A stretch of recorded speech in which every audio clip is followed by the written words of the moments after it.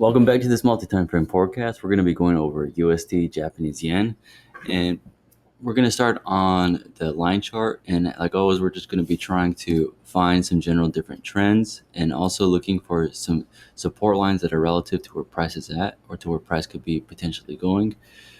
So this one, like always, we're just trying to find the critical areas of structure so that we can use them on the lower time frames when we're finding our Fibonacci's. So right now we're just going to be identifying the major areas of structure, and we're going to see if they're relevant moving forward.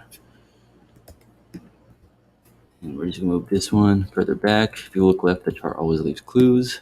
And for the most part, I think that this would suffice. And then we can go down to the candle chart and look for any type of patterns. For this particular pair, we do have a descending trend line, which is telling us that we are still in a bearish momentum.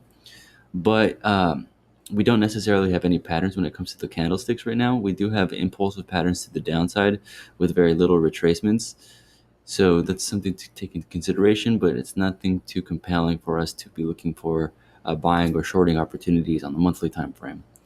Let's go down to the weekly real quick and see if we could identify any structural patterns there.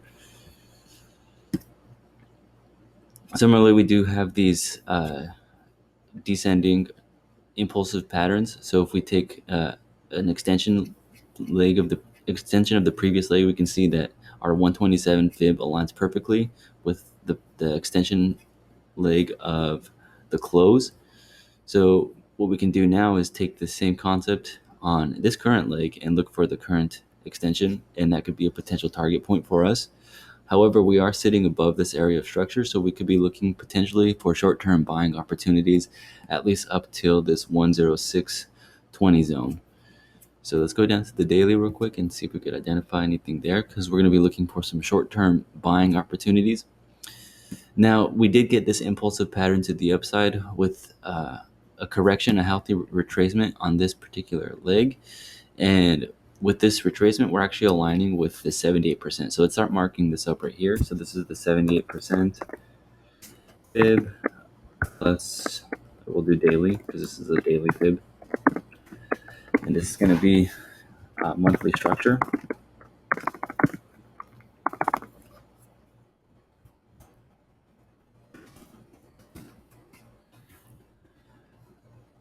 Now, we don't have a compelling pattern. We do have an impulsive to the upside, but we don't have any formations such as harmonics or ABC patterns. So we could just take that into consideration. It's not going to be the most secure trade, but what we can do now is just wait for an opportunity for price to come back down so we can look for an entry position. So let's just mark it up on what it would look like. Our take profit is actually going to be this other area of structure as well. So we'll mark that up for you guys as well. Let's see. We're going to put our stop loss just below this area. This let's see. This 103.20 level. So we're just going to put it about 5 pips below, just to give it a little bit of breathing room. So you can see we could actually move it a little bit further because we have a good risk reward ratio. And this will just give us a little bit more breathing room since we do have this zone. And remember, prices are always on zones. It's not an actual finite price point. So we'll make sure that the structure has a little bit of breathing room. And then our take profit, like I said, is just going to be this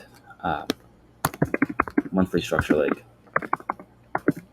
So we're going to probably be trading within a range within the next couple of days.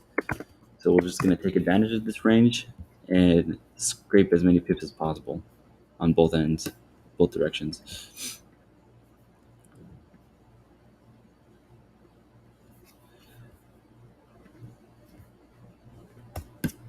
So if we go down to the 4-hour time frame, remember I created a script for us to use, and this is going to tell us the environment. Right now we're still in a bearish environment. So what we're going to want to do is wait for price to convert, which is going to mean that these EMAs and structures are going to start breaking for the high. And once that occurs, then we can start looking for some buying opportunities. But as you can see here on this 4-hour time frame, we do have a triple bottom, essentially respecting this area of structure really well. So it's a good positive sign for us to be looking for some buying opportunities. Now let's pull up this 4-hour real quick. And right now we are looking at respecting this area of structure, which is the 50% and also aligns just real quick, I'll mark it up for you guys. This area of structure right here on the 4-hour time frame. So we could be looking for some buying opportunities right now, but like I said, we want to make sure that we are waiting for price to give us a signal that we are going into a bullish environment. So until then, we're just going to be waiting within the next couple of hours or days. One second. And once it gets presented, then we could actually start looking for some setups and opportunities. Until then, we're just going to be waiting. So let's go back out to the daily. We're going to be waiting for something like this. And when price presents itself, then we can actually get ready to look for these longs. Until then, we're just going to be waiting for the next couple of days. This week, we've had a pretty rough week. I think we did close to 50 pips last week. We did close to 200. So remember, stay safe, guys. It's still early in the week. No need to be greedy. And if you guys want us to review a particular pair in the future video, please let us know or give us a message. Like I said, Andrew Chang yesterday wanted us to review AUD USD and Euro USD, and we did that for him. So if you guys are interested in particular pairs, we'll be more than happy to do that for you guys. That being said, I'll see you guys in the next video. Bye.